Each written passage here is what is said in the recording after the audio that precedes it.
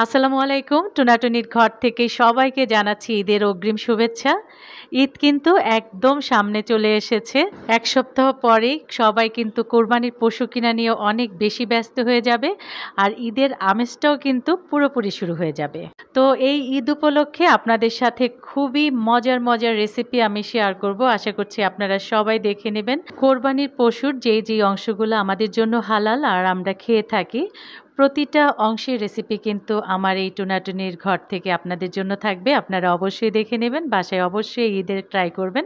আজ আমি আপনাদের সাথে শেয়ার করব কিভাবে গরু বা খাসির মাংসের রেজালা রান্না করবেন। রেজালা রান্নার জন্য এখানে আমি ১.৫ কেজি গরুর মাংস নিয়েছি। আপনি খাসির মাংস দিয়েও করতে পারবেন, সামান্য একটু চর্বিও আছে সাথে। এখানে নিয়েছি ৩ চা চামচ মরিচের গুঁড়া, ১.৫ চা চামচ হলুদের গুঁড়া, ১.৫ চা চামচ নিয়েছি গরম মশলার গুঁড়া, ৩ চা চামচ আছে জিরার গুঁড়া, ১.৫ চা চামচ আছে ধনিয়ার গুঁড়া, আর আছে স্বাদমতো লবণ। ১.৫ টেবিল চামচ নিয়েছি আদা বাটা, ১.৫ টেবিল চামচ রসুন বাটা, ৩ টেবিল চামচ টক দই। এখানে নিয়েছি ৪টি মাঝারি সাইজের তেজপাতা, ৫ টুকরা নিয়েছি দারুচিনি ১ ইঞ্চি লম্বা, ১০-১২টি নিয়েছি এলাচি, ১০-১২টি নিয়েছি লং, নিয়েছি পরিমাণ মতো কাঁচামরিচ, নিয়েছি পৌনে ১ কাপ সয়াবিন তেল। এখানে আছে ২ টেবিল চামচ কিশমিশ, ২ টেবিল চামচ আছে পেঁয়াজ বেরেস্তা, ২ টেবিল চামচ গুঁড়া দুধ, ১ চা চামচ আছে চিনি, ১ চা চামচ জয়ফল জয়ত্রীর গুঁড়া, আর আছে ৪টি আলু বোখারা। এখানে আমি যা নিয়েছি সবকিছু একদম রান্নার শেষে ব্যবহার করব। শুধু জয়ফল আর জয়ত্রীর গুঁড়াটা রান্নার মাঝামাঝি সময় ব্যবহার করতে হবে। এখানে আছে ২ টেবিল চামচ কেওড়া জল, এটাও রান্নার একদম শেষে ব্যবহার হবে। এ পর্যায়ে চুলায় আমি একটা কড়াই চড়িয়ে দিয়েছি রেজালাটা রান্না করার জন্য। দিয়ে দিলাম তেল, এবার পেঁয়াজ দিয়ে দিলাম। পেঁয়াজটাকে নেড়েচেড়ে একটু হালকা কালার করে নেব। একদম বেরেস্তা করা যাবে না। যখন এরকম একটু হালকা কালার আসবে তখন মশলা দিয়ে দিতে হবে। তার আগে আমি সামান্য একটু পানি দিয়ে দিলাম যেন মশলাগুলি পুড়ে না ওঠে। তো আমি সব মশলাগুলি কিন্তু ঢেলে দিয়েছি, পরিমাণটা তো আগেই দেওয়া আছে। আমি মশলাগুলি আপনাদেরকে দেখিয়ে দিয়েছি আপনাদের সুবিধার জন্য, যেন সব কিছু গুছিয়ে নিয়ে রান্নাটা খুব সহজেই করে ফেলতে পারেন।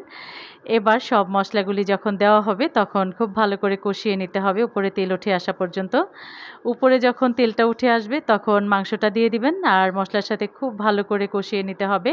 এ সময় চুলার আঁচটা মিডিয়ামের চেয়ে লো করে রেখে তারপর মাংসটাকে কষাবেন, কোনো পানি দেওয়া যাবে না। মাংস থেকে দেখবেন কিছুটা পানি বের হবে, একদম পানিটা শুকিয়ে নিতে হবে কষিয়ে।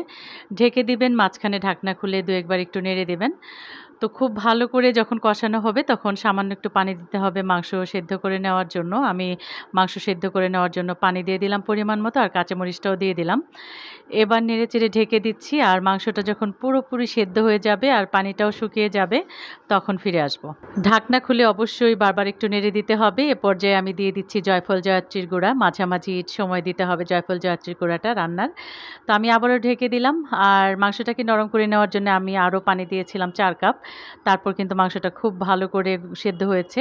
আমি গরম পানি ব্যবহার করেছি, অবশ্যই গরম পানি ব্যবহার করবেন। দেখলেন তো কত সুন্দরভাবে মাংসটা নরম হয়েছে। যখন মাংসটা এরকম নরম হয়ে যাবে তখন দিয়ে দিতে হবে গুঁড়া দুধ, কিশমিশ, আলু বোখারা। তারপর একটু নেড়েচেড়ে ভালো করে মিশিয়ে দিবেন। মেশানোর পর ঢেকে ১০ মিনিট খুবই অল্প আঁচে চুলার উপরে বসিয়ে রাখবেন, আর খেয়াল রাখবেন যেন নিচ দিয়ে পুড়ে না যায়।